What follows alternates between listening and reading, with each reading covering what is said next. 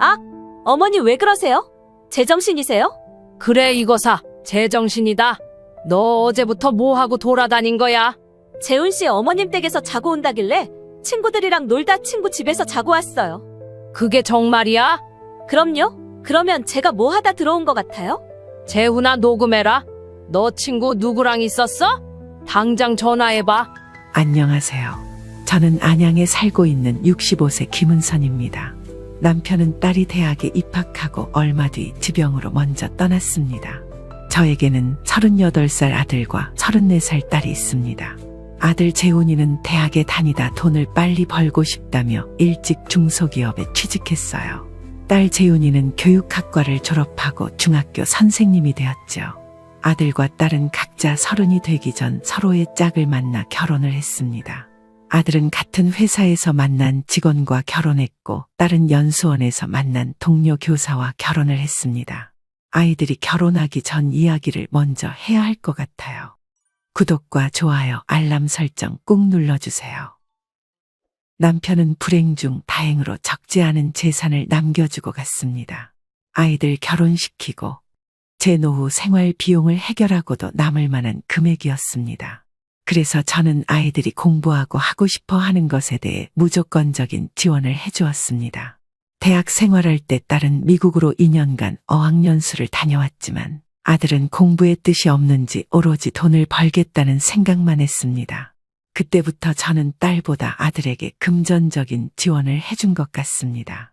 아들과 딸 동일하게 지원해주고 싶어 딸이 어학연수로 사용한 금액만큼 아들에게 지원해주고 싶었어요.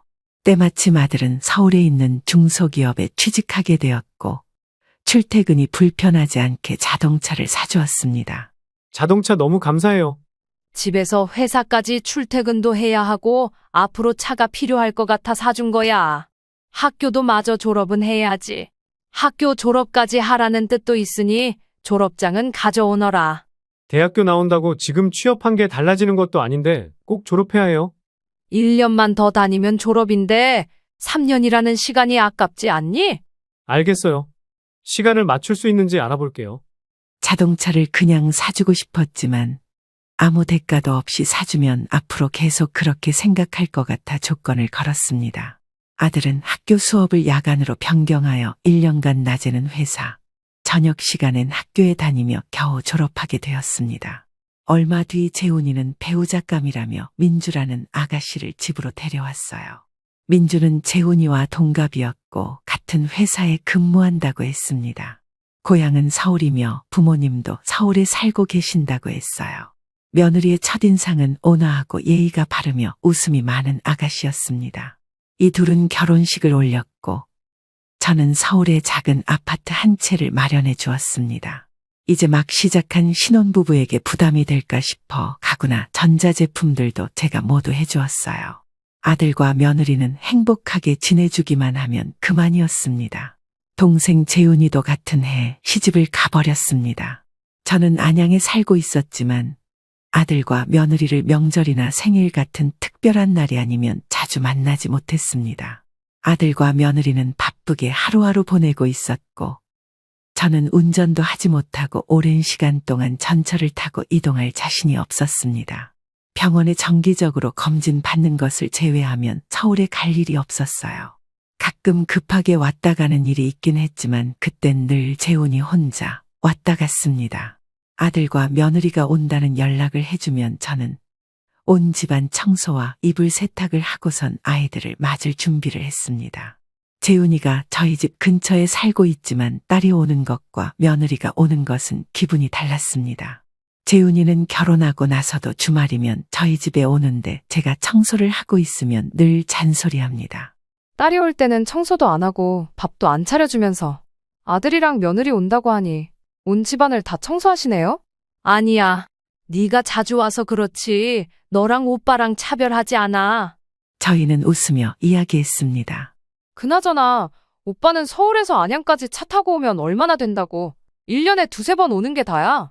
바쁘겠지. 너처럼 퇴근 시간 되면 정시에 마치기를 하니 방학이 있니? 김장할 때 한두 시간 와서는 김치도 몇 통이나 가져가고 자기들 필요할 때만 내려오잖아. 그럼 어때? 다 같이 먹자고 하는 일인데. 재훈이는 가까이 살면서 집에 자주 오지 않는 재훈이가 이해되지 않는다고 이야기했습니다. 늘 뭔가 필요할 때만 내려왔죠. 어떤 날은 밤늦게 이야기도 없이 내려와서 필요한 게 있다며 몇 시간을 온 집안을 뒤지고 갈 때도 있었지만 그때도 저는 밥은 먹었는지 피곤한데 자고 갈 건지 물어보는 게 다였어요. 손자가 태어나기 전까진 아이들이 안양으로 내려오든 아니든 크게 신경이 쓰이지 않았어요. 별일 없이 잘 살고 있구나 싶었습니다. 그런데 재훈이에게 아들이 태어나면서 저의 입장은 바뀌었습니다. 처음 손자가 태어났을 때 저는 아들과 며느리에게 고생했다며 조리원비, 유모차 구매비용, 병원비 등등 500만 원을 주었습니다. 그랬더니 평소에 잘 내려오지도 않던 아이들이 한 달에 한두 번 정도 손주를 차에 태우고 집에 찾아오더군요. 저는 그때마다 너무 행복했습니다. 손주가 잘 크고 있는지 일주일만 안 봐도 얼굴이 변하고 덩치가 커지는데 옆에 두고 매일 보고 싶은 정도였습니다. 손자 이름은 주호라고 지었습니다. 저는 손주를 태우고 재훈이가 올 때마다 기름값 하라며 20만 원씩 용돈을 주었습니다. 그럴 때마다 재훈이는 괜찮다고 했지만 출산 때문에 일을 쉬고 있는 며느리의 수입이 줄었다는 것을 저는 알고 있었어요. 수입은 줄었지만 나가는 돈이 많을 수밖에 없었습니다. 평일에 하루 종일 일하고 주말에 아이를 데리고 안양으로 오는 재훈이는 쉴 수 있는 시간도 없는 것 같았습니다. 올 때마다 20만 원씩 주다 보니 이제는 오히려 매주 20만 원을 받기 위해 오는 것 같았어요. 재훈이도 귀여운 조카를 보기 위해 재훈이가 오는 시간에 맞춰 저희 집에 머물렀습니다. 재훈아, 매주 내려오기 힘들지 않아? 괜찮아요. 그래야 엄마도 손자 커가는 모습도 볼 수 있으니까요. 그래, 엄마는 그래서 좋지만 네가 너무 피곤해 보이는구나. 피곤해도 어쩌겠어요. 제가 올 때마다 20만 원씩 주시잖아요. 이제 엄마 도움 없으면 생활이 안 되는걸요. 민주가 일을 쉬고 있으니 생활비가 부족하겠지. 주호한테도 돈이 들어갈 거니까 한 달에 2번만 와도 돼. 당분간 매달 100만 원씩 보내줄 테니까 무리하지 말고 주말엔 너도 쉬는 날이 있어야지. 고마워요, 엄마. 주호 조금 더 크고 민주 일 다시 시작할 때까지만 부탁드릴게요. 고맙긴. 나중에 너한테 남겨줄 돈에서 미리 주는 거야. 민주가 고생이 많다. 아니에요, 어머님. 경제적인 지원 감사해요. 엄마, 나도 한 달에 100만 원씩 줘. 너도 아기 낳고 휴직하면 엄마가 돈 줄게. 그리고 너는 어학연수 갔을 때 이미 그랜저 한 대 값은 받아간 거 알지? 또 그 이야기야. 재훈이가 툴툴댔습니다. 이미 재훈이는 재훈이가 저와 남편에게 받아간 것보다 몇 배의 돈을 지원받은 상태였지만 재훈이는 그 사실을 몰랐습니다. 재훈이에게 아파트를 해준 것을 모르고 있거든요. 재훈이가 결혼할 때 1억을 보태주었고 재훈이도 오빠에게 그 정도의 돈을 준 것으로만 알고 있어요. 재훈이는 당장 그 다음 주부터 우리 집에 오지 않았어요. 2주라는 시간이 이렇게 길게 느껴진 건 오랜만이었습니다. 요즘 주호를 보는 즐거움에 지내고 있었는데 괜히 한 달에 2번만 오라고 이야기한 것 같았습니다. 어느덧 시간은 며느리가 다시 일을 시작하게 되었습니다. 주호는 아직 돌도 지나지 않은 시기라 어린이집에 갈 수가 없었어요. 저희 집에 온 재훈이가 입을 뗐습니다. 엄마, 이제 민주가 다시 일을 시작하기로 했어요. 그런데 아직 주호가 어려서 마땅하게 맡길 곳이 없네요. 그러면 어떡하니? 처가에 부탁해봤어? 내가 서울에 살면 주호를 봐주겠지만 매일 내가 서울에 갈 수도 없는 노릇이고 민주는 당장 일을 해야 하는 거야? 처가에서는 못 도와줄 것 같다고 이야기를 하시더라고요. 다시 복직해야 계속 회사에 다닐 수 있어요. 육아휴직도 다 써버렸거든요. 그래서 말인데 주호를 엄마가 여기서 봐주시면 안 될까요? 매주 주말마다 저희가 데리러 올게요. 주호를 여기서 키우겠다고? 내가 할 수 있을까? 엄마는 벌써 2명이나 잘 키우셨잖아요. 어려운 부탁이구나. 민주 복직은 언제인데? 다음 주 지나면 바로 복직해야 해요. 엄마가 주호 맡아주신다면 이번 주에 민주가 주호랑 여기에 남을 거예요. 저는 주말에 주호 짐 마저 챙겨오고요. 갑작스럽구나. 그런데 방법이 없다고 하니 어쩌겠니? 감사해요. 어머니, 제가 일주일 동안 주호 어떻게 해야 하는지 알려드릴게요. 그래, 내가 잘 해낼 수 있을지 모르겠구나. 일주일 동안 저는 주호 돌보는 방법을 며느리에게 배웠습니다. 제법 갓난아기 모습을 벗어난 녀석은 이리저리 기어다니며 집안 곳곳을 탐험했습니다. 어린이집에 갈 수 있을 때까지 5개월만 봐주면 된다고 하지만 쉽지 않을 것 같다는 느낌이 들었습니다. 일주일의 시간이 지나고 아들과 며느리는 주호를 두고 서울로 올라갔습니다. 재훈이는 저 혼자 주호를 보기 힘들 것 같다며 퇴근길에 항상 들러 주호와 한두 시간 정도 시간을 보내고 갔습니다. 주호를 보느라 잊고 있었던 일정이 문득 생각이 났습니다. 병원에 정기검진을 가야 할 날이 바로 내일이었어요. 6개월 전에 미리 예약해 놓은 것이라 일정을 변경하면 다음 예약은 언제가 될지 모를 일이었습니다. 아들에게 이야기하자니 괜히 신경을 쓸 것 같았어요. 아들보다 며느리에게 이야기해서 주호를 맡아주러 하루 내려올 수 있냐 물어봤습니다. 민주야, 내가 깜빡하고 있었는데 내일 내가 병원 정기검진하고 약 처방 받으러 가는 날이구나. 어머, 어쩌죠? 어머니, 저 지금 천안으로 교육 일정 때문에 내려와 있어요. 이번 주 내내 교육이라서 금요일 저녁이나 되어야 집에 도착해요. 혹시 아가씨에게 부탁해 볼 수 있을까요? 아니야, 내가 병원 일정을 바꿔야겠구나. 신경 쓰지 말고 회사 일해. 죄송해요, 어머님. 어쩔 수 없이 저는 병원에 전화를 걸어 예약 일정을 변경했어요. 한 달은 넘게 기다려야 할 줄 알았지만 당장 약이 다 떨어져 간다는 제 말에 예약을 받은 신은분이 일주일 후 금요일 오후로 일정을 잡아주었습니다. 저는 같은 일이 반복되지 않게 미리 아들에게 전화했습니다. 재훈아, 통화되니? 네, 통화 가능해요. 어쩐 일이에요? 주호가 말썽 부려요? 아니야. 주호는 지금 낮잠 자고 있어. 다음 주 금요일에 내가 병원에 가야 하는데 그때 주호를 어떻게 해야 할지 싶어서 전화했어. 다음 주 금요일에요? 언제 병원에 가셔야 하는데요? 오후 2시에 예약되어 있어서 그때까지만 가면 돼. 그럼 제가 금요일에 휴가인데 모시러 갈게요. 주호도 주말에 저희가 보면 되니까 엄마는 병원에 가셨다가 집에 가셔서 푹 쉬세요. 휴가 써도 회사 일에 지장 없겠어? 그 정도는 괜찮아요. 그러면 다음 주 금요일 일정은 제가 말한 대로 해요. 다음 주 금요일 병원 일정은 문제없이 갈 수 있을 것 같았습니다. 매일 먹어야 하는 혈압약이 없지만 며칠 정도는 견딜 수 있을 것 같았습니다. 가끔 며칠 못 먹는 날이 있었지만 별 문제 없었거든요. 병원 진료가 있는 날 오전, 재훈이는 저와 주호를 태우러 안양으로 왔습니다. 며느리는 오늘까지 처리해야 하는 일이 있어 함께 휴가를 내지 못했다고 하더군요. 저희는 집에서 일찍 점심을 먹고 출발했습니다. 엄마, 오늘 병원 진료 보시고 저희 셋이 밖에서 외식할까요? 민주도 늦을 것 같고요. 저녁을 먹고 가라고. 네, 병원 진료 끝날 때까지 저는 주호랑 근처 공원에 있을게요. 진료 보시고 나오세요. 오냐? 그렇게 하자. 저녁은 내가 사주마. 네, 알겠어요. 병원 진료를 기다리고 있는데 약간의 두통이 왔습니다.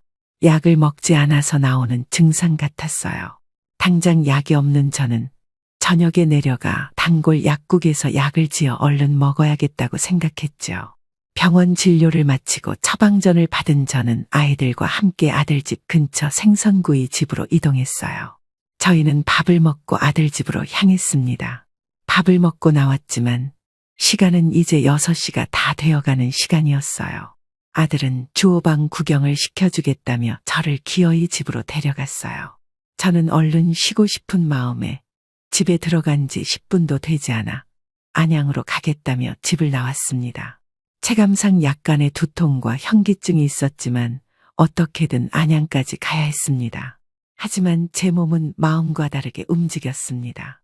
현기증이 난 저는 전철로 가는 길 중간 벤치에 앉았습니다. 조금 쉬면 괜찮아질 것 같아 잠시 쉬기로 했습니다. 30분 정도 쉬고 있었는데 도저히 집까지 못 갈 것 같았습니다. 재훈아, 엄마다. 잘 쉬고 있니? 네, 들어와서 주호 씻기고 저는 시원하게 맥주 한잔 하고 있어요. 엄마는 도착하셨어요? 재훈아, 사실 엄마가 며칠 약을 안 먹었어. 그랬더니 지금 두통과 현기증이 나. 혼자서 못 걸어갈 것 같아서 전화했어. 엄마, 어디에요? 너희 집에서 전철역 가는 길 벤치에 앉아 있어. 지금 술 마셔서 운전을 못하는데? 일단 제가 모시러 갈게요. 기다리세요.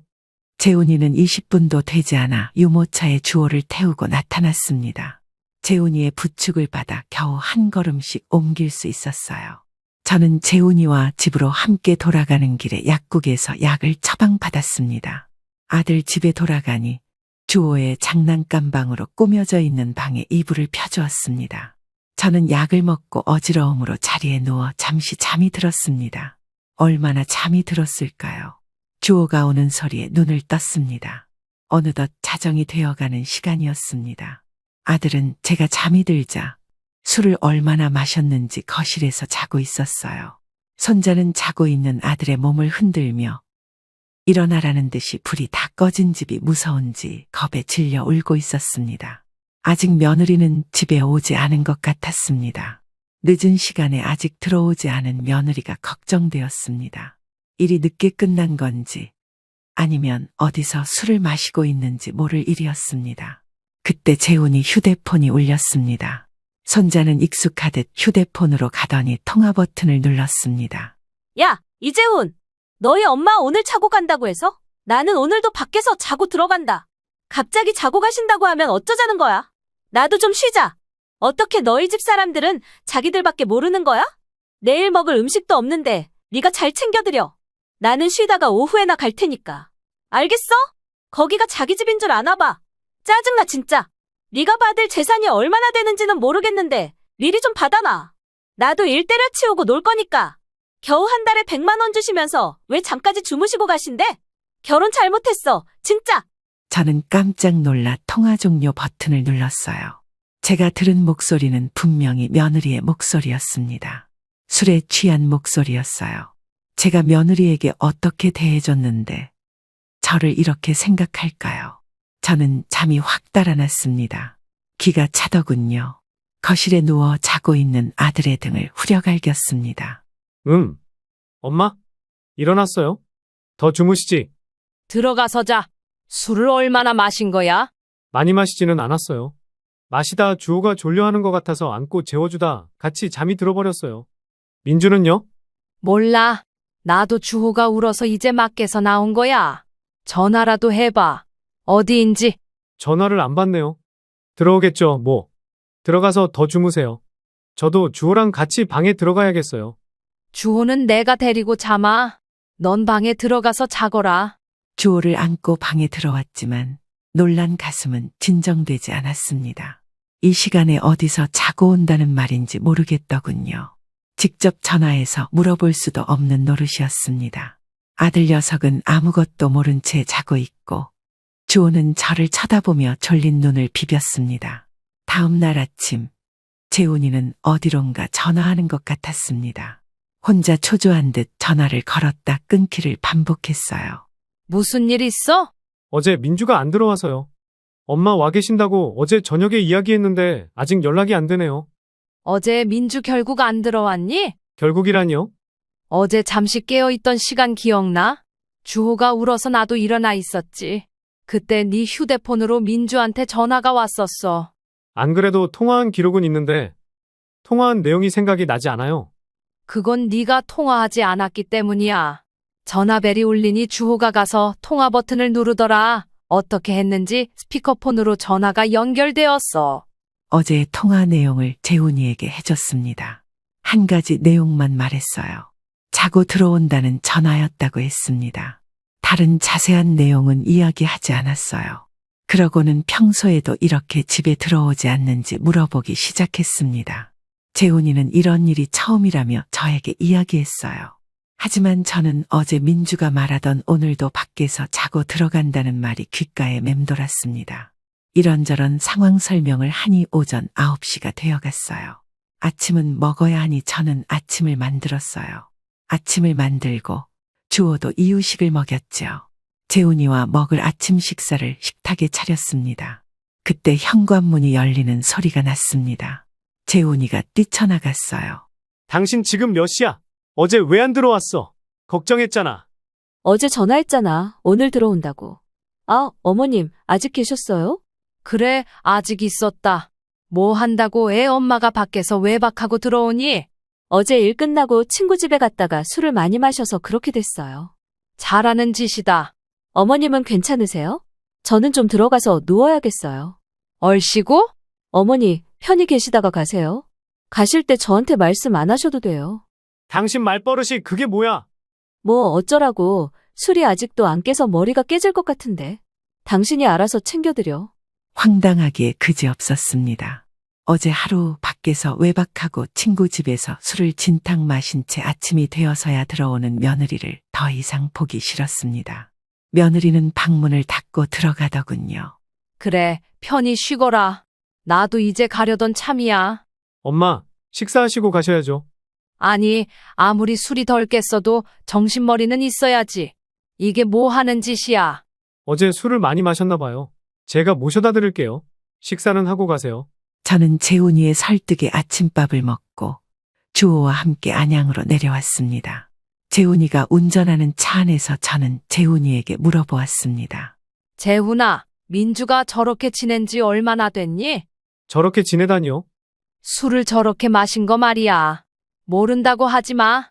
어제 전화통화해서 오늘도 밖에서 자고 들어간다고 했어. 아, 어제 그런 이야기를 전화로 했었군요. 민주 산후우울증이 왔었어요. 그때부터 술을 많이 마시긴 했어요. 하지만 외박을 한 건 거의 최근의 일이었어요. 아마 주호를 엄마한테 맡기고 나서부터였던 것 같아요.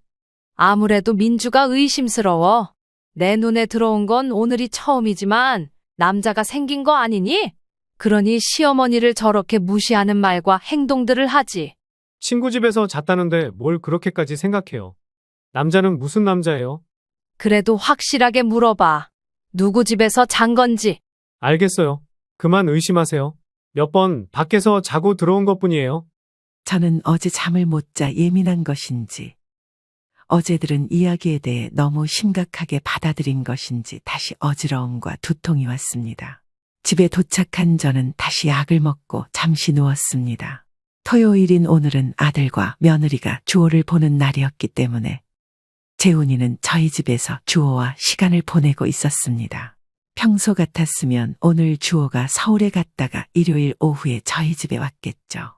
재훈이는 내일까지 저희 집에서 주호와 함께 하겠다고 이야기했습니다. 그러더니 며느리에게 전화해 내일까지 안양에 있다 올라간다고 이야기하더군요. 뭐하러 내일까지 있으려고 해. 오늘 올라가. 올라가서 민주랑 이야기해봐. 무슨 이야기를 해요? 어제 민주가 전화로 한 이야기 다 해줄까? 자고 온다는 이야기 말고 다른 이야기를 한 게 있어요? 우리 집 식구들은 왜 자기들밖에 모르냐? 네가 물려받을 재산이 얼마냐? 미리 받아라. 일 그만두고 놀고 싶다. 결혼 잘못했다. 이런 말이었어. 말투가 화가 나서 하는 말투였어. 에이, 엄마가 잠결에 잘못 들었겠죠. 그런 말 할 사람 아니에요. 아니, 나는 정확하게 들었어. 혹시 너희 평소에 자주 싸우니? 재훈이는 선뜻 대답을 하지 못했습니다. 재훈이는 저에게 며느리의 비밀을 하나씩 이야기해주기 시작했습니다. 아마 어제 주호가 전화를 받지 않았다면 저는 전혀 알지 못했을 수도 있는 이야기였습니다. 엄마, 주호가 엄마 집에 가 있는 가장 큰 이유는 우리가 너무 자주 다퉈서예요. 주호 보는데 자주 다투는 게 안 좋은 것 같았어요. 처음엔 주호 앞에서 서로 참으려고 노력했어요. 하지만 노력은 얼마 가지 못했어요. 민주는 거의 매일 술을 마셨어요. 하루가 멀다고 싸웠고 그런 날이면 민주는 친구를 만나러 나간다고 하며 밤에 나갔어요. 그러고는 새벽이 되어서야 들어왔어요. 그런 날들이 반복되어 주호를 어쩔 수 없이 엄마한테 맡긴 거예요. 이것 봐. 내가 뭔가 있을 줄 알았어. 싸우는 이유가 뭐야? 뭐 때문에 싸우는 거야? 밤에 나가서는 대체 뭘 하는 거야? 싸우는 이유는 돈이에요. 하나부터 끝까지 모든 게 다 돈 때문이었어요. 평소엔 화도 내지 않고 푸념도 하지 않았어요. 하지만 술을 마시면 마치 다른 사람처럼 말과 행동을 해요. 자기 친구들은 시집 잘 가서 강남에 살고 있다. 아들 낳으면 차도 뽑아주고 여왕 대접을 해준다고 하더라. 그런데 자기는 매주 주말이면 20만 원의 안양까지 내려가서 집안일을 도와야 하고 평일엔 일을 해야 한다고 불평이었어요. 밤에 나가면 친구들과 함께 술을 마시러 간다고 했어요. 어디서 뭘 하는지는 정확하게 몰라요. 그땐 주호가 집에 있어서 따라 나설 수도 없었고요. 지금은 그저 기다려주는 거 말고는 할 수 있는 게 없는 것 같아요. 솔직하게 엄마 말처럼 만나는 남자도 있는 것 같고요. 기가 차다 정말. 어쩜 그럴 수가 있어? 너 주호 여기 두고 얼른 서울로 올라가. 내일 간다고 했으니까 만나는 사람이 있다면 오늘도 만나러 나갈 거 아니냐. 그리고 남자를 만나는 상황이 되면 당장 머리끄덩이를 잡고 이리로 데려와. 저는 재훈이에게 이렇게 이야기했어요. 서울에 도착하고도 남을 시간이 되었지만 재훈이에게는 연락이 없었어요. 그날 저녁이 되어서야 재훈이는 연락이 왔습니다. 아무래도 제 말이 맞는 것 같다며 힘이 하나도 없는 목소리로 전화가 왔어요. 저는 집으로 가지 말고 안양으로 다시 내려오라고 했습니다. 저희 집으로 온 재훈이는 오늘 낮에 상황을 이야기해 주었습니다. 아들은 서울 아파트 앞에 도착한 후 민주에게 어디냐 물어봤다고 해요. 집이라는 대답에 집 앞 주차장에서 주차하고 30분 정도 기다렸다고 했어요.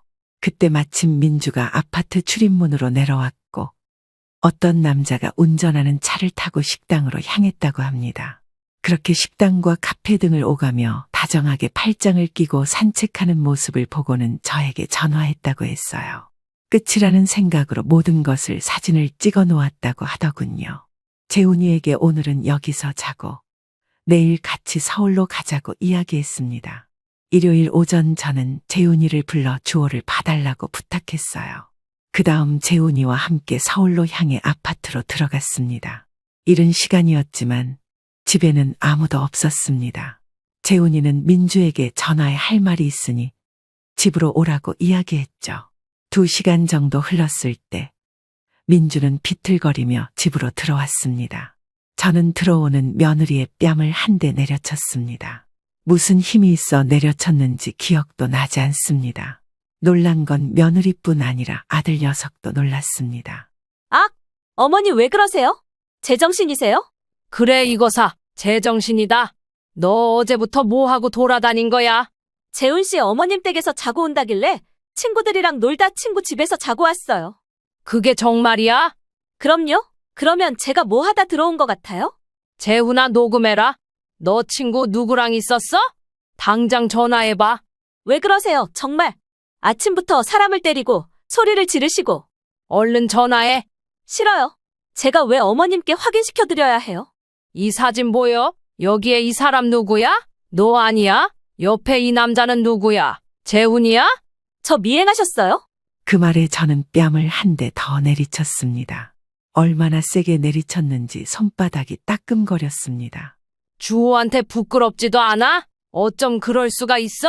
남편이랑 자식 놔두고 바람을 피다니? 민주는 아무 말도 하지 못했습니다.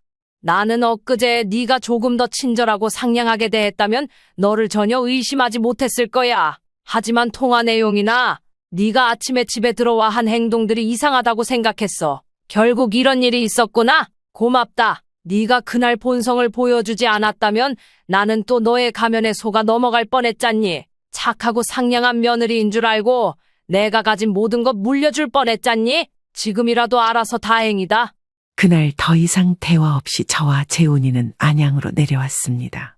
저희 집에 재훈이까지 불러 앞으로 어떻게 해야 할지에 대해 이야기했어요. 모든 사실을 알게 된 재훈이는 민주와 이혼을 하기로 했습니다. 주호에겐 미안하지만 더 나쁜 상황을 예방하기 위한 최선의 선택이었다고 생각합니다. 그 이후 재훈이는 저희 집에서 지내게 되었습니다. 민주는 며칠 뒤 미안하다며 한 번만 용서해달라며 저희 집에 내려와 빌었어요. 하지만 재훈이의 결심은 단호했습니다. 양육비는 받지 않아도 되니 주호를 볼 생각하지 말고 다시는 주호 앞에 나타나지 않는다는 조건으로 위자료나 재산 분할 없이 이혼했습니다. 혼인신고는 하루 만에 증인만 있으면 동사무소에서 쉽게 할 수 있었지만 이혼 과정은 복잡하더군요. 미성년자 자녀가 있다는 이유로 3개월의 조정 기간을 거치고 법원에 가서 면담도 받아야 했어요. 시간이 흘러 이혼 확정 판결문이 나온 날 재훈이는 집으로 돌아와 방에서 하루 종일 나오지 않았습니다. 이혼하고 민주는 회사를 그만두었다고 해요. 지금은 저와 아들, 손자 셋이 함께 안양에서 살고 있어요. 당장 손자를 봐줄 곳이 마땅치 않아 안양에 있지만 손자가 조금 더 크면 지금 살고 있는 집을 정리하고 서울로 올라가려 합니다. 그때를 생각하면 아직도 화가 나요. 어쩌면 아무것도 모른 채 지나갈 수 있었던 이야기가 될 수 있었다 생각하니 소름이 끼칩니다.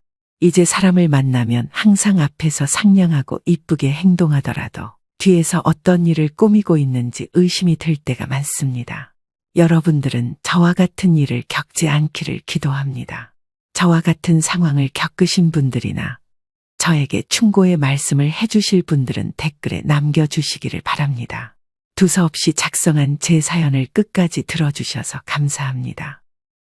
내가 널 지금까지 어떻게 키웠는데 나한테 이럴 수 있냐? 엄마라고 해도 누나한테 그런 말 하는 거 용서 못해. 그럼 사람을 뒤에서 그렇게 헐뜯는 여자를 배우자로 들인다는 게 정상이냐? 엄마, 그래도 누나 같은 사람이 어디 있다고 그래. 내가 사랑하는 사람이니까 더 이상 뭐라 하지 마. 아이고, 이 화상아. 내가 너 때문에 걱정밖에 안 늘어난다? 안 늘어나. 내가 괜히 그런 말을 하는 거 같냐?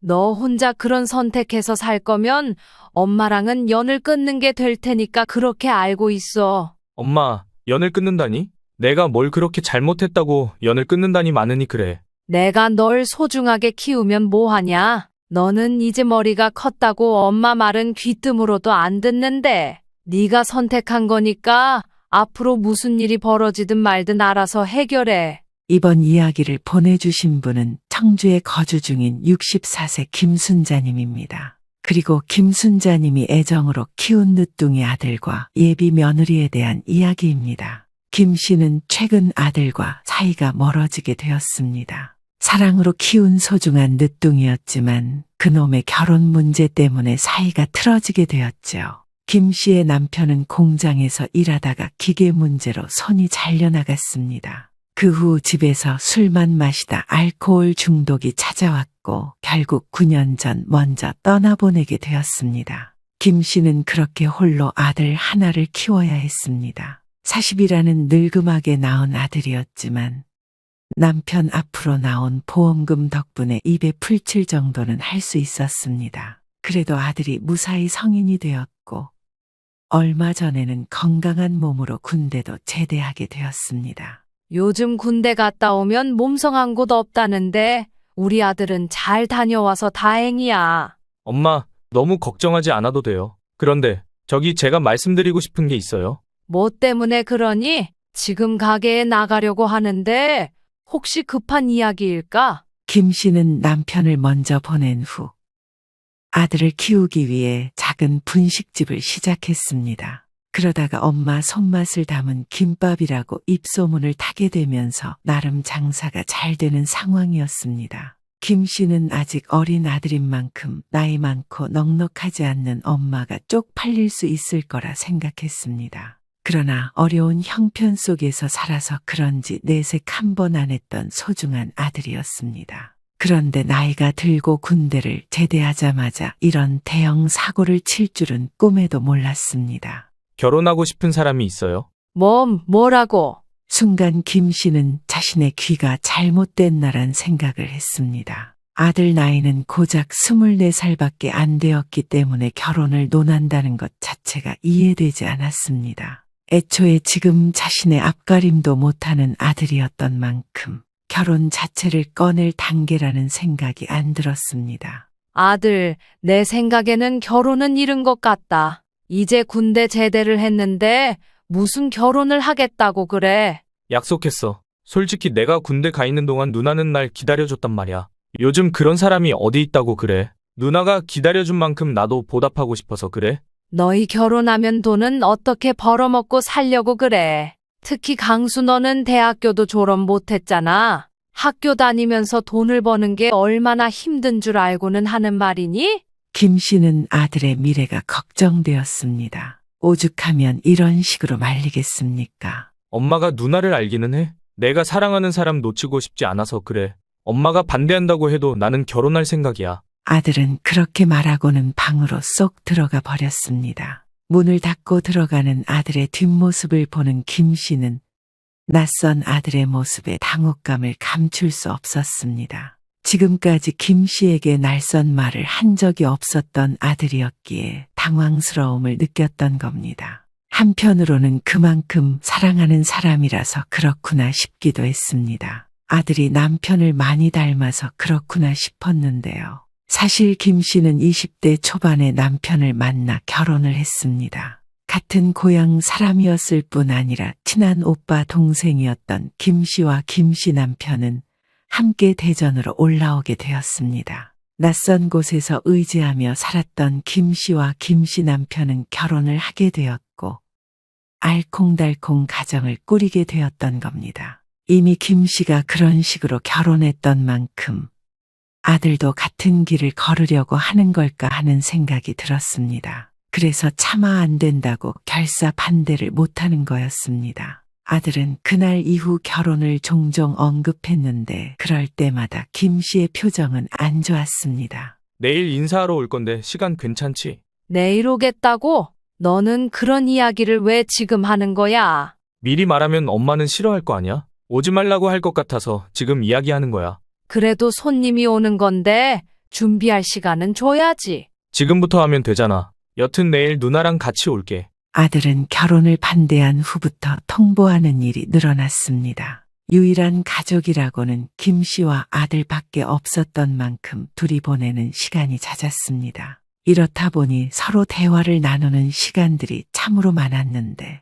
결혼을 반대한 후로는 그런 시간을 거의 갖지 못했습니다. 할 말만 하고는 외출을 하는 아들의 모습에 김 씨는 한숨이 저절로 나왔습니다. 원래 아들은 결혼하는 순간 며느 편이라는 말이 있지 않습니까? 제 친구들의 자식들은 거의 결혼을 한 상태였는데 하나같이 하는 말이 아들은 남의 자식이란 거였습니다. 그만큼 처가 식구가 되는 경우가 많았는데 그걸 벌써부터 느끼게 될 줄은 꿈에도 몰랐습니다. 김 씨는 서운한 마음이 들었지만 사랑하는 아들이었던 만큼 손님을 맞이할 준비를 했습니다. 내가 잘해야 우리 아들이 부끄럽지 않지라고 생각한 겁니다. 결국 가게를 하루 닫기로 결정한 김 씨는 장을 본 후 음식을 준비하기 시작했습니다. 뭘 좋아하는지 몰라서 잡채와 불고기 등 여러 가지 음식을 했습니다. 새벽부터 일어나서 애들 먹일 거라고 나름 신경 써서 준비하기 시작했습니다.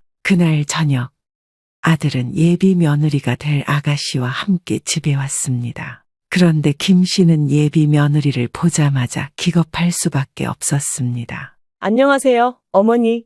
아이고, 먼 길 오느라 고생 많았죠? 자자, 식사부터 합시다. 아들과 함께 온 예비 며느리는 단아할 뿐 아니라 말이 예뻐서 마음이 쏙 들었습니다. 아들이 어떻게 이런 아가씨를 데리고 온 건지 신기함을 느낄 정도였습니다. 김 씨는 솔직히 말하면 처음 그 아가씨를 보았을 때 마음에 쏙 들었습니다. 요즘 젊은 사람들을 보면 생각 자체가 깊지 못한 사람이 많지 않습니까? 그런데 예비 며느리는 생각 자체가 깊어서 그런지 대화를 할 때 말이 통해서 참으로 좋았습니다. 아가씨, 솔직히 나는 이 결혼 반대하고 싶었어요. 우리 아들은 이제 군대도 제대했잖아요. 제대로 돈벌이를 못하는데 어떻게 한 가정을 꾸려서 가장 역할을 수행하겠어요. 어머님 말씀은 어떤 의미인지 알 것 같아요. 그런데 저는 개인적으로 가장을 꼭 남자가 할 필요는 없다고 생각해요. 물론 제가 여유롭게 돈벌이를 하는 건 아니지만 그동안 모아놓은 돈이 있거든요. 모아놓은 돈은 계속 저축하고 있어야 노후 형성이 되죠. 그리고 우리 아들은 나이도 어려서 사회 경험이 많은데 괜히 충동적으로 결혼을 선택하는 건 아닐까란 우려가 생겨서 그래요. 김 씨는 예비 며느리에게 어떤 부분에서 걱정하고 있는지 설명했습니다. 그러자 예비 며느리는 이런 말을 하는 겁니다. 어쩌면 충동일 수도 있어요. 그런데 강수 덕분에 요즘 얼마나 즐거운지 몰라요. 물론 어느 정도 조건이 맞아 떨어질 때까지 연애를 하면서 시간을 보낼 수 있지만 부부라는 이름으로 묶여서 신혼생활을 하는 것도 좋을 것 같아서 그랬어요. 물론 어머님 같은 경우 저희가 준비도 없이 결혼한다는 게 싫으실 수 있어요.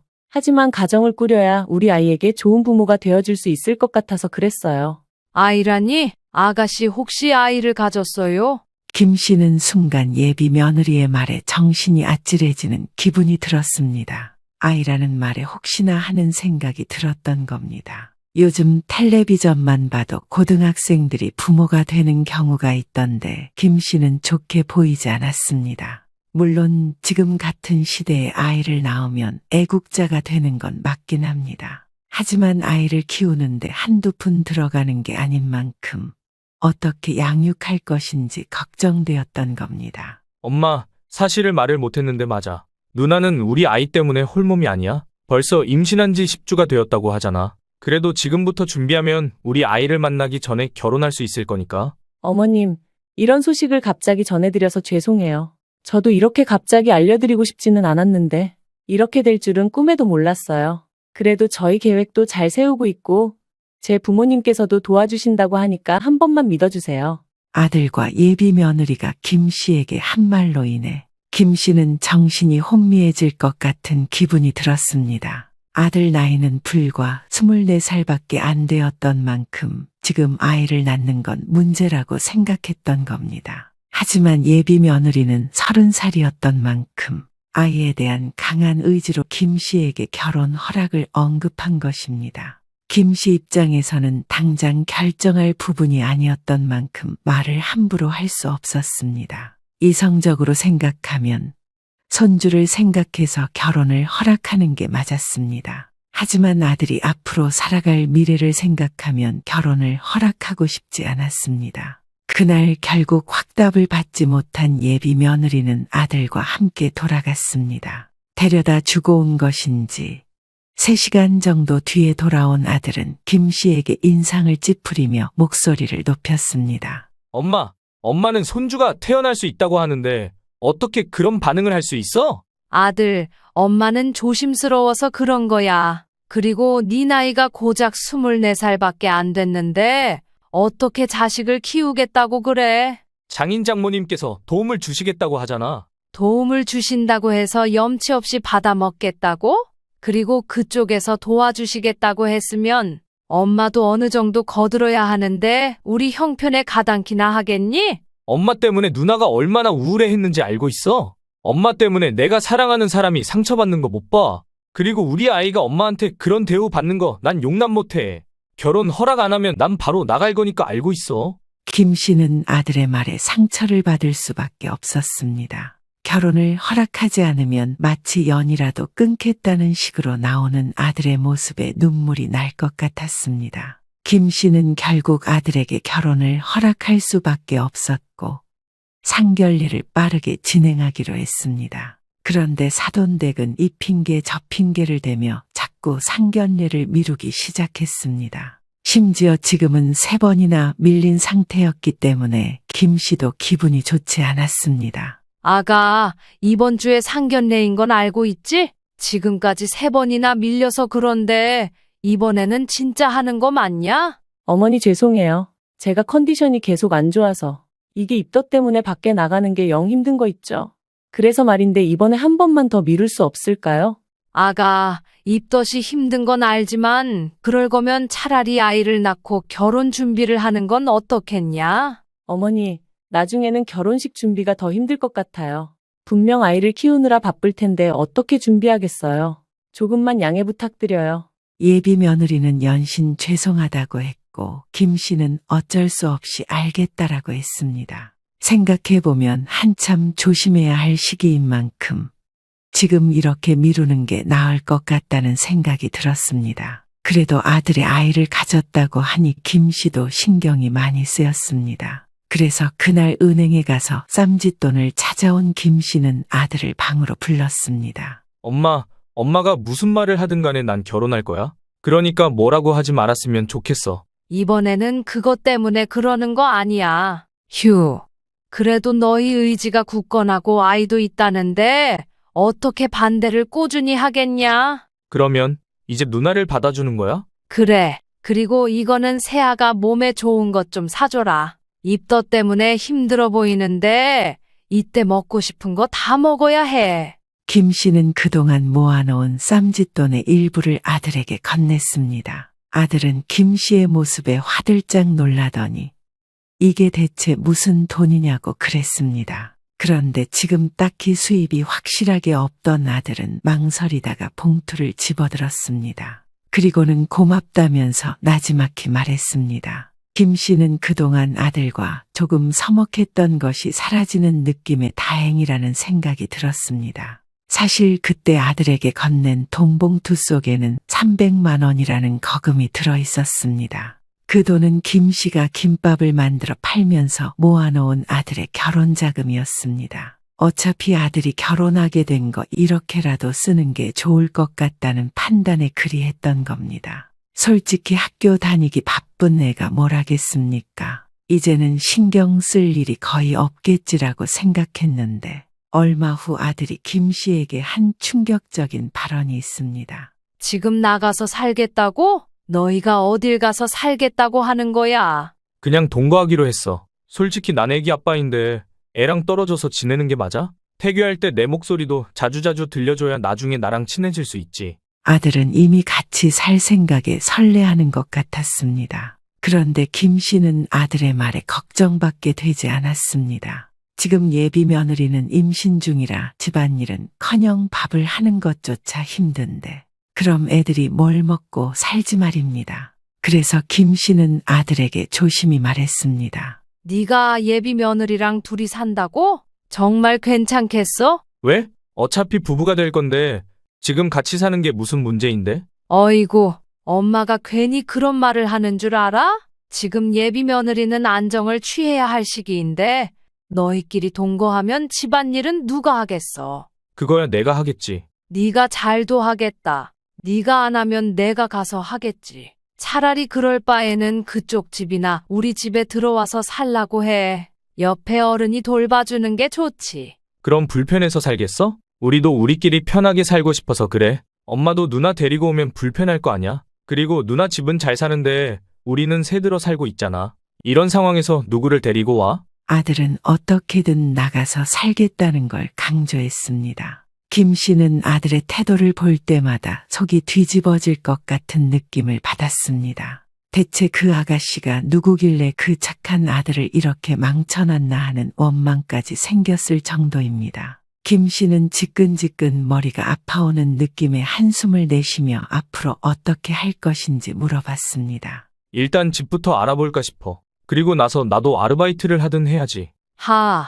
그래서 나가면 손 안 벌리고 잘 살 자신 있냐? 그런데 아들은 막연히 집을 구할 거다. 딱 그 한마디가 끝이었습니다. 이렇다 보니 김 씨의 속이 문드러질 수밖에 없었던 겁니다. 김 씨의 아들은 김 씨에게 통보를 한 후 그렇게 집을 나가버렸습니다. 그러고는 정확히 한 달 후 김 씨에게 도움의 손길을 요구했습니다. 몸이 점점 무거워지는 예비 며느리가 걱정되니 와서 반찬 좀 해주면 안 되냐고 말입니다. 한 달 동안 연락 한 통 없던 아들놈이 갑자기 그런 말을 하니 화가 날 수밖에 없었습니다. 멋대로 집을 나갈 때는 언제고? 이제 와서 도움을 달라고 그래? 엄마, 나가서 사니까 많이 힘들어서 그래. 누나가 먹고 싶다는 거 다 챙겨주고 싶었는데 학교에 일에 집안일까지 하려니까 너무 힘들어. 그 말을 듣는데 어이가 없었습니다. 김 씨는 아들의 말에 올 것이 왔다는 생각이 들었습니다. 애초에 나가서 살겠다고 했을 때 김 씨는 아들을 말렸습니다. 분명히 이런 일이 생길 것을 알고 있었기 때문에 말렸던 건데 이제 와서 그런 말을 하는 것 자체가 어이없었습니다. 김 씨는 한숨을 푹 내쉬며 아들에게 말했습니다. 내가 그래서 말하지 않았니? 나가서 살면 어떻게 할 생각이었는데 결국 힘들다고 어른들한테 손을 벌릴 거면서 무슨 생각으로 나가서 산 거야. 나도 이렇게까지 힘들 줄은 몰랐지. 엄마, 그래서 말인데 이번에 반찬 한 번만 해주면 안 돼? 누나가 엄마가 해준 제육볶음이 너무 먹고 싶대. 내일 가지러 와. 김 씨는 기분이 좋지 않았지만 임신한 예비 며느리가 먹고 싶다는데 어떻게 하겠습니까? 결국 퇴근길에 정육점에 가서 고기를 사다가 제육볶음을 만들었습니다. 다음 날 가지러 온 아들은 쭈뼛쭈뼛한 모습을 하고 있었습니다. 김 씨는 차가운 얼굴로 한 채 아들을 바라보지 않았습니다. 엄마, 나 가볼게. 그리고 이거 만들어줘서 고마워. 김씨 아들의 말에도 김씨는 그 어떤 말도 하지 않았습니다. 그저 아들이 떠나간 후 쓸쓸한 얼굴을 하고 있었습니다. 어차피 결혼하게 되면 내 품을 벗어날 걸 알고 있었지만 이렇게 마음에 상처를 안겨줄 줄 꿈에도 몰랐습니다. 하지만 김씨가 받은 상처는 거기서 끝나지 않았습니다. 몸이 좋지 않아 가게를 닫고 병원에 갔다가 오는 날이었습니다. 병원에 가서 검사를 받아보니 스트레스로 인한 문제라고 말해주시는 겁니다. 여러 이야기를 듣고 집으로 향하는 길에 문득 걷고 싶다는 생각이 들었습니다. 정처 없이 걷던 중 공원이 있길래 그곳으로 들어갔습니다. 그동안 스트레스로 인해 가슴이 답답하게 막혀 있었는데 찬바람을 맞으니 뭔가 살 것 같은 기분이 들었습니다. 한참을 걸어 다니던 김씨는 어디선가 들려오는 낯익은 목소리에 귀가 쫑긋해졌습니다. 그래서 고개를 돌려보았더니 저 멀리서 예비 며느리가 걸어오는 게 보였습니다. 야, 너 오늘 왜 안 나와? 오랜만에 커피 한잔 할랬더니 아쉽잖아? 김씨는 순간 귀가 잘못되었나 했습니다. 임신했을 때 피해야 하는 음식 중 하나가 바로 커피 아닙니까? 그런데 이제 막 4개월 넘어가는 애가 커피를 먹을 생각을 한다는 것 자체도 이해가 가지 않았습니다. 한참을 걸어오던 며느리는 약속이 성립된 것인지 조금 있다 보자라고 말하고는 쭉 걸어나갔습니다. 김씨는 예비 며느리가 걱정되었기에 슬쩍 따라가 보았습니다. 예비 며느리는 카페 안으로 걸어 들어갔고 커피를 시킨 후 지인을 기다리는 것 같았습니다. 김씨는 안 보이는 자리에서 조용히 기다리고 있었는데 친구를 만난 예비 며느리는 놀라운 말을 했습니다. 오랜만이다. 그런데 너 커피 먹어도 되냐? 되지. 의사도 하루에 한 잔 정도는 괜찮다고 했어. 그럼 상관없지. 그런데 네 결혼 상대는 한참 어린애라며 맨날 술집에서 놀던 이아름한테 목줄이 채워지는 건가? 안 그래도 답답해서 미칠 것 같다니까? 맨날 누나누나 거리는데 얼마나 귀찮은지 몰라. 이제 결혼하면 살림이니 뭐니 발목 잡힐 게 뻔한데 어떡하냐? 네가 재발절인 거지 어떻게 하겠어. 근데 내가 궁금한 게 있는데 네 아이 아빠는 남자친구가 맞아? 너 그때 만나던 사람도 있지 않았어? 김씨는 이게 대체 무슨 대화인가 싶었습니다. 순간 머릿속이 어지러지해져가는 느낌에 이마를 탁 하고 짚어버렸습니다. 그 와중에도 예비 며느리와 예비 며느리 친구의 대화는 가관 그 자체였습니다. 내가 그걸 어떻게 알겠어? 나도 그때 만난 사람이 한둘이어야 아빠가 누군지 알지. 뭐? 그럼 지금 남자친구는 알고 있는 거야? 모르지? 다른 애들은 어쩔 수 없었지만 애는 순딩해서 그런가 날 잘 믿더라고. 그 이야기를 듣자마자 김씨는 충격받을 수밖에 없었습니다. 며느리의 뱃속에 있는 아이가 우리 아들의 자식이 아닐 수 있다는 것 아닙니까? 만약 이걸 몰랐다면 자식이 그대로 구렁텅이에 빠지는 걸 보게 되었을 거라는 생각에 아찔함이 몰려들어오는 기분이 들었습니다. 근데 조금 아까운 건 돈이 없는 집이라는 거? 돈이라도 있었으면 좋았는데 아직 학생이라 그런가 나한테 쓰는 게 없어서 그래. 야, 그래도 넌 갖다 달라고 하면 가져다 줄 사람 많지 않아? 내가 아는 것만 해도 몇 있는데. 그래도 이제 서류에 자국이 생기면 누가 그러겠어? 에휴, 내 인생 내가 자초한 거긴 한데 좀 그렇단 말이야. 근데 남자친구가 24살이라고 했나? 하긴 아직 순수할 때네. 무슨 잘못을 했길래 너 같은 애를 만났대? 예비 며느리 이 씨의 친구는 정말 안쓰럽다는 듯이 말하는 겁니다. 김 씨는 예비 며느리가 친구와 함께 나가는 순간에도 멍하니 앞만 바라보고 있었습니다. 절대 들어서는 안 되는 진실을 알게 되어버린 김 씨는 앞으로 어떻게 해야 하나 고민이 되었습니다. 이걸 아들에게 말을 해야 하는데 어떻게 해야 하나 그 생각밖에 없었던 겁니다. 무슨 정신으로 집에 돌아왔는지 모를 김 씨는 휴대전화만 반복해서 만졌습니다. 이걸 아들에게 말해야 하는데 분명 상처받을 게 뻔한 상태였으니 말입니다. 몇 날 며칠 고민을 하던 김 씨는 아들이 집에 왔을 때 살포시 불렀습니다. 엄마, 이제 화난 건 조금 풀린 거야. 전에 왔을 때는 말 한마디 안 걸었잖아. 아들, 오해하지 말고 들어봐. 이번에 이렇게 결혼하게 된 거 차라리 쭉 미뤘다가 혈연검사부터 해보는 건 어떨까 해. 예비 며느리를 못 믿는 건 아니지만 확실하게 하고 가는 게 좋지 않겠어? 엄마, 어떻게 사람이 그런 말을 할 수 있어? 그럼 누나가 지금 남의 아이 가지고 나한테 그런다 그거야? 엄마가 내 엄마라고 해도 그런 말을 하는 건 선 넘은 거야. 이번에는 내가 못 들은 걸로 할 건데 앞으로 한 번만 더 그런 말 하면 그때는 연 끊어버릴 거야. 김 씨의 아들은 김 씨에게 역정을 내고 그대로 일어나 나가버렸습니다. 김 씨는 아들이 나간 곳을 빤히 바라보며 이 일을 앞으로 어떻게 해야 하나 고민이 되었습니다. 머릿속은 점점 복잡해져 갔지만 해결 방법이 떠오르지 않아 밤잠을 설치게 되었을 정도입니다. 어떻게든 이 결혼을 깨야겠다는 생각밖에 없었습니다. 그러던 중 김 씨는 가게에 찾아온 손님을 보고 혹시라는 생각을 했습니다. 낯익은 얼굴에 누구인지 계속 되새겨보던 중 며느리의 친구라는 게 딱 생각나버린 겁니다. 아가씨, 혹시 우리 예비 며느리 친구 맞지? 네? 누구요? 그 아름이 말이야. 내가 물어보고 싶은 게 있어서 그런데 잠시 이야기 가능할까?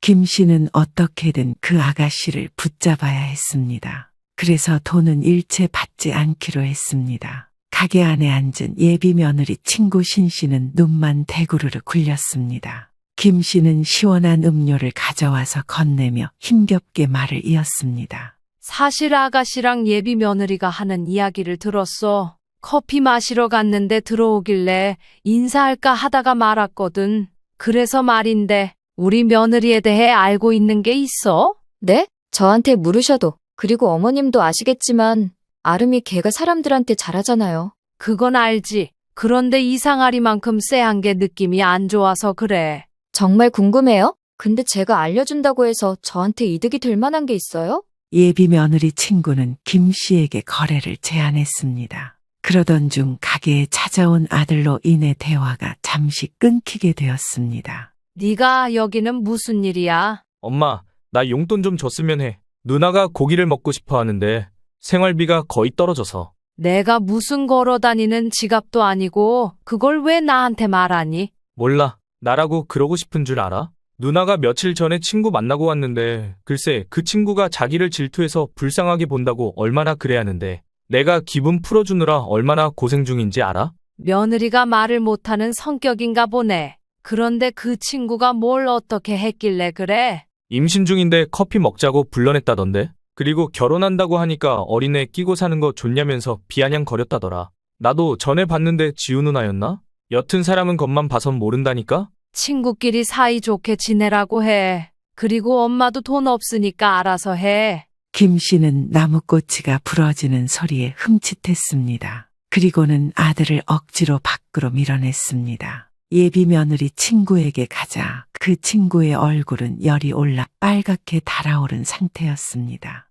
어머니, 알고 싶으시다고 했죠? 그 애가 어떤 애인지. 신 씨는 예비 며느리 이 씨에 대한 이야기를 꺼내기 시작했습니다. 그걸 녹음하던 김 씨는 충격으로 인해 입이 떡하고 벌어져 버렸습니다. 지금 듣고 있는 것이 진짜인가 싶을 지경이었습니다. 신 씨에게 분식을 새로 포장해서 건네준 김 씨는 녹음되어 있는 휴대전화를 보며 아들에게 보낼지 말지 고민했습니다. 하지만 지금 이 이야기를 해봤자 아들에게 들리지 않을 것을 알았기에 김 씨는 안절부절 못했습니다. 하지만 머지않아 그 녹음 파일을 쓸 일이 생겼습니다. 김 씨가 김 씨 아들에게 했던 말이 예비 며느리에게 들어간 것인지 갑자기 상견례를 하자고 하는 겁니다. 이번에도 밀릴 거라고 생각했지만 정말 그날 아들이 김 씨를 데리러 왔습니다. 집 근처 한정식 식당에서 하게 되었는데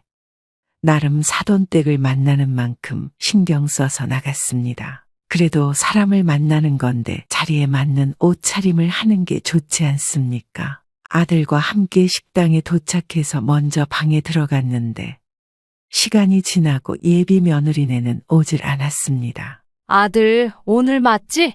약속 시간이 이렇게 지났는데 아직도 안 오는 게 맞니? 엄마, 지금 전화 중인데 차가 막혀서 조금 늦는데 누나가 중간에 힘들어해서 조금 쉬다 온다는데? 애가 홀몸이 아니니까 이해는 하겠는데 이건 조금 경우가 없는 것 같구나. 엄마는 왜 누나한테만 기준이 엄격해? 누나가 엄마한테 잘못한 것도 없는데 그놈의 유전자 검사니 뭐니? 이러니까 내가 엄마를 안 보러 가는 거잖아. 너는 아무것도 모르면서 나중에 집에서 이야기하자. 김 씨의 말을 마지막으로 룸에는 정적이 찾아왔습니다. 10분에서 15분 정도 기다렸을 때 문이 스르륵 열렸고 예비 며느리와 좀 더 나이가 있어 보이는 여성이 들어왔습니다. 바로 안사돈이었습니다. 이렇게 뵙게 될 줄은 꿈에도 몰랐네요. 강수 엄마예요. 아내, 아름이 엄마예요. 그런데 김서방, 우리 입이 고급인 걸 알면서 이런 후진 식당으로 잡은 건가? 지금 아름이 뱃속에 귀한 생명이 자라고 있는데 이런 곳에서 얻는 영양분이 도움될 것 같나? 죄송합니다. 급하게 예약 가능한 곳을 찾아봤는데 여기 말고는 차 있다고 해서요. 죄송합니다. 이번에 상견례가 갑자기 잡혔으니 어쩔 수 없지 않겠습니까? 일단 앉아서 식사라도 하시죠. 김 씨는 아들이 욕을 먹는 게 싫었기에 말을 돌렸습니다. 그러자 안사돈은 마지못한 얼굴로 건너편 의자에 앉았습니다. 여느 상견례 자리와 마찬가지로 결혼은 어떻게 할 것인지 이야기를 나누게 되었습니다. 그런데 점점 시간이 지날수록 뭔가 대화가 이상해지는 기분이 들었습니다. 자네는 지금 뭐 하나? 우리 딸이 과일이 먹고 싶다고 하는데 나가서 사오지는 못하고. 안사돈, 그래도 지금 식사하는 자리인데 갑자기 그러는 건 아닌 것 같네요. 엄마, 괜찮은데 왜 그래? 안사돈, 그래도 애가 홀몸도 아닌데 먹고 싶다고 하는 거 챙기는 게 우선 아닙니까? 이런 거 나중에 기억에 남는 거 정말 모르세요? 하긴 가진 거라고는 쥐뿔도 없으니 그런 걸 모를 만도 하죠. 그 말 한마디가 김 씨를 건드려 버린 거였습니다. 물론 김 씨의 집 자체는 부유한 편은 아니었습니다. 그래도 온갖 고생을 하면서 모아온 돈이 5천만 원 정도 있었기 때문에 그렇게 못 사는 편이라고 말하기도 애매했습니다. 한마디 하려고 하던 그때 김 씨의 아들은 낌새를 느낀 건지 김 씨의 앞을 가로막았습니다. 누나 조금만 기다려봐. 내가 딸기 사올게. 김 씨가 차마 말리기도 전에 아들은 옷을 들고 나가버렸습니다. 그리고는 10분도 채 지나지 않아서 딸기 상자를 하나 들고 들어오는 겁니다. 심지어 주방에 양해를 구해서 씻어온 아들의 모습에 김 씨는 기가 차서 헛웃음만이 튀어나왔습니다. 그런데 김 씨는 그 다음 어이없는 말을 들었습니다. 예비 며느리와 그 엄마가 김 씨의 아들이 사온 딸기를 두고 투덜거리기 시작했습니다. 이건 싱싱하지가 않다. 왜 이렇게 한다냐? 새콤하기만 해서 되겠냐 등등 불평불만만 하기 시작했습니다. 김 씨는 아들을 생각해서 참고 있었지만 그들이 하는 마지막 행동에 결국 화가 터져버리는 일이 생겼습니다. 바로 안사돈이 김 씨의 아들에게 했던 말 때문입니다. 이렇게 물건 보는 눈도 없으니 어째야 하나 몰라. 딸, 그냥 아이는 혼자 키우든가 하고 이 결혼 접어. 엄마, 그래도 아이한테는 아빠가 있어야지. 차라리 그게 좋지 않겠니? 배운 거라고는 하나 없는 애를 남편으로 데리고 와서 뭘 하겠다는 거야. 그거 네 인생 망하게 하는 지름길이니까 허튼 생각하지 말고 갈라서. 어머님, 제가 어떤 부분에 마음에 안 드셨습니까? 앞으로 고치도록 할 테니 기회를 주세요. 자네가 노력한다고 해서 바뀌는 부분이 있을 것 같나? 애초에 자네 같은 사람이 넘볼 만한 아이가 아니란 말이세요. 돈도 없고 아비는 없어서 교육도 못 받은 게 뻔한데 그런 사람을 우리 집안에 들여. 사돈, 지금 그 말은 선을 넘으신 것 같군요. 김 씨는 그대로 폭발했지만 이성만큼은 영화를 기록할 수 있을 정도로 차가워졌습니다. 사람을 무시하는 것은 물론 전혀 존중할 생각이 없는 예비 며느리와 안사돈의 아니다 싶었던 겁니다. 김 씨는 저번에 알게 되었던 며느리의 뒷모습을 말해야겠다는 생각이 들었습니다. 사돈은 얼마나 교육을 잘하셨으면 예비 며느리가 그러고 다닌답니까? 사돈, 지금 뭐라고 하셨어요? 우리 딸은 고급 교육 과정을 밟아온 만큼 얼마나 성실한지 알고 있으세요? 바닥에서부터 기어다니는 사돈네와는 차원이 다르다 이겁니다. 아, 그래서 이 남자 저 남자 만나고 다녔나 보군요. 제가 들은 바와는 상당히 다르군요. 김 씨는 휴대전화를 꺼내 그대로 녹음된 음성을 틀어주었습니다. 예비 며느리는 처음엔 어쩌라고라는 느낌의 얼굴을 하고 있었지만 시간이 지날수록 얼굴이 하얗게 질리는 걸 볼 수 있었습니다. 그 음성 메시지 속에는 어떤 사람을 만났으며 지금 아이의 친아빠가 김씨 아들이 아닐 가능성이 높다는 말까지 있었으니 말입니다. 김씨 아들은 처음에는 뚱한 얼굴을 하고 있었지만 점점 굳어지기 시작했습니다. 그리고는 예비 며느리를 보며 이게 무슨 말이야 하고 물어보고 있었습니다. 김씨는 쐐기를 박는 게 좋겠다는 생각에 차갑게 말하기 시작했습니다. 그 가정교육이 이런 거라면 참으로 잘 된 것 같네요. 저라면 상상하지도 못할 행동들이니 말입니다. 그리고 듣자 하니 돈이 꽤 있는 집안이신 것 같은데 돈이 많으면 뭐 합니까? 사람 인성이 그렇게밖에 안 되는데 말입니다. 뭐라고? 그리고 당신 이런 식으로 녹음하는 거 불법인 거 몰라서 그래.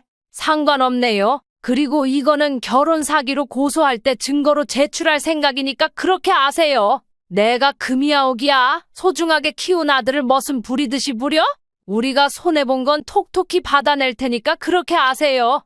김씨는 소리를 빽 지르고는 그대로 일어났습니다. 아들의 손을 꽉 잡은 김씨는 주차장에 도착하고서야 털썩 주저앉아 버렸습니다. 김씨 아들은 멍하니 서서 주저앉은 김씨를 내려다보고 있었습니다. 분명 좋은 마음에서 나온 상견례였지만 실상은 뒷모습을 알게 된 만큼 충격을 많이 받은 듯했습니다. 김씨는 아들에게 미안한 마음이 들었지만 한편으로는 아들이 더 이상 불행해지지 않아도 된다는 생각에 안심이 되는 듯한 기분이 들었습니다. 점점 몸에 힘이 들어오는 기분을 느낀 김씨는 조수석에 탔고 아들이 운전하는 차를 타고 집으로 돌아왔습니다. 오자마자 거실에 털썩 앉은 김씨는 말을 걸어오는 아들에 흠칫했습니다. 엄마가 알고 있는 이야기가 이거였어? 그래서 나한테 유전자 검사니 뭐니 했던 거야? 그래, 엄마는 알고 있어서 말했던 거야. 너한테 이런 말을 다 하기에는 상처를 받을 게 뻔하니 그랬지. 사람이 어떻게 그럴 수 있어? 나한테라도 미리 말해줬으면 상처만큼은 덜 받았을 거 아니야? 그래도 엄마를 믿었는데 나한테 어떻게 그래? 엄마는 널 위해서 그렇게 했던 거야. 아들, 물론 지금은 많이 힘들 거야. 그런데 엄마는 네가 그 아이를 사랑한 것만큼 널 사랑해서 그랬어. 아들이 그런 대우를 받는데 어떻게 참아? 알아. 아는데 엄마한테도 배신감 느껴져. 누나의 뒤를 그런 식으로 조사했다는 거니까. 일단 내 짐 가지고 돌아오도록 할게. 아들은 동거하고 있던 집에서 짐을 빼오겠다고 하고는 나가버렸습니다. 몇 시간 뒤 돌아온 아들의 얼굴은 눈물로 범벅이었습니다. 그 모습에 화들짝 놀란 김씨는 대체 무슨 일이 있었냐고 물었는데 글쎄 아들이 김씨에게 해준 이야기는 충격이었습니다. 내가 누나를 잊을 수 있기는 할까? 누나가 그러더라. 날 사랑한 적은 없었다고. 아이가 생겨서 어떻게 해야 하나 고민하다가 날 선택한 거라고. 아들, 그래도 이제는 좋은 일만 있을 거야. 너도 네 또래 아가씨 만나서 좋은 연애도 하고 인생을 조금 더 알아가 보도록 하자. 세상에 반은 여자라고 하잖니? 네 짝도 나타날 거니까 힘내도록 하자. 나 진짜 너무 힘들어서 그래. 그런데 그 사람이 나한테 한 것처럼 힘들었으면 좋겠어. 난 누나를 위해 대학도 포기하고 공장에 다녔는데 뒤에서 내가 준 생활비로 그렇게 놀고 있을 줄은 몰랐어. 학교를 그만뒀다고?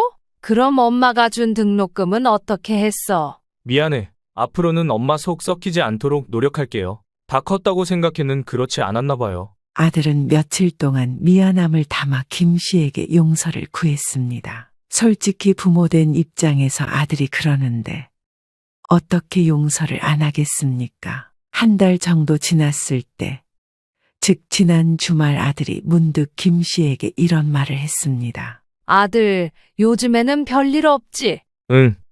그런데 엄마, 하고 싶은 말이 하나 있어. 사실 나, 그 누나 결혼 사기로 고소했어. 보니가 모든 게 거짓말이었더라. 내 아이도 아니었고, 나한테 그걸 빌미로 돈도 많이 가져갔거든. 아들, 괜찮은 거 맞아? 김씨는 덤덤하게 말하는 아들이 걱정되었습니다. 하지만 아들은 아무렇지 않은 듯이 김씨에게 말했습니다. 김씨의 아들은 이제 미련은 다 날아갔다면서 오히려 홀가분하다고 하는 겁니다. 오히려 지금 모든 사실이 발각되는 것은 물론 배신당한 친구가 지인들에게 소문을 내는 바람에 인간관계는 물론 사회적으로 매장당했다면서 시원하다고 했습니다. 아들의 말에 다행이라는 생각이 많이 들었습니다. 이제는 아들이 조금 더 행복해지길 바라면서 밤하늘의 달에게 매일 같이 기도하고 있습니다.